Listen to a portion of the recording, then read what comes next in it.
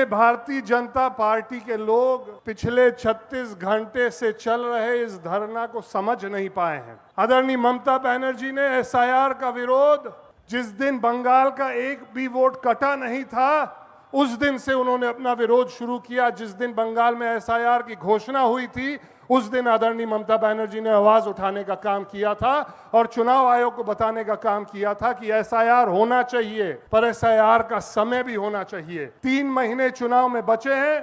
पूरे देश के लोगों को मालूम था कि 3 महीने में चाहे कुछ हो जाए, एसआईआर का काम बंगाल में पूरा नहीं हो सकता है।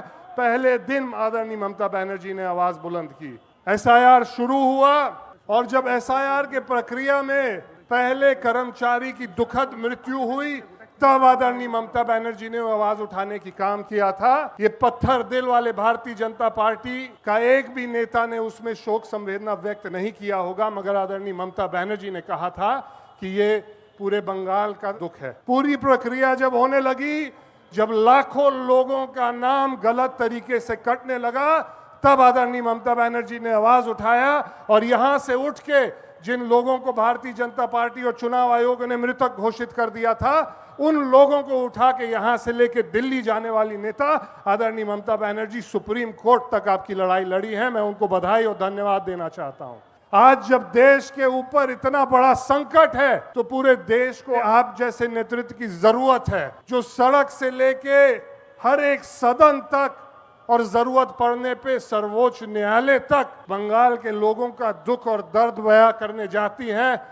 पूरे देश के लोगों ने उस बात को देखा है और पूरे देश के लोगों के मन में आपकी जगह एक नहीं बनी है। तृणमूल कांग्रेस और हम सब लोग इसलिए विरोध में बैठे हुए हैं कि एसआईआर की प्रक्रिया होनी चाहिए, इसमें कोई दो राय नहीं है, मगर एसआईआर का मतलब ये होता है कि बंगाल का एक भी सही मतदाता का नाम सूची से कटना नहीं चाहिए।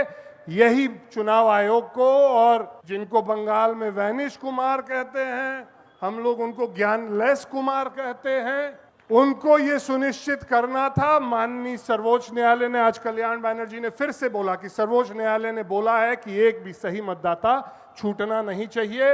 ये चुनाव आयुक्त के ऊपर एक बहुत बड़ा प्रश्न खड़ा कर दिया है सर्वोच्च न्यायालय ने।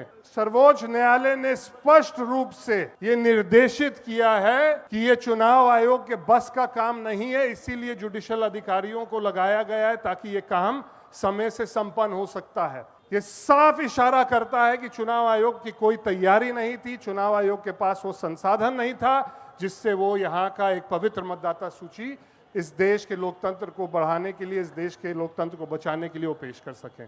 हम सब के नेता आदरणीय अभिषेक बनर्जी ने कल हर एक बिंदु पे अपनी बात रखी और निश्चित रूप से कल से लेके आज तक जो माहौल देखने को मिला है, इससे स्पष्ट हो रहा है कि 2026 का चुनाव इस पश्चिम बंगाल से आदरणीय ममता बनर्जी को जिता के भेजने का काम तो करेगा ही, मगर उसके साथ साथ देश के स्तर पे ममता बनर्जी का नाम होने लगेगा। ये मुझे पूरा भरोसा और यकीन बंगाल की जनता से है।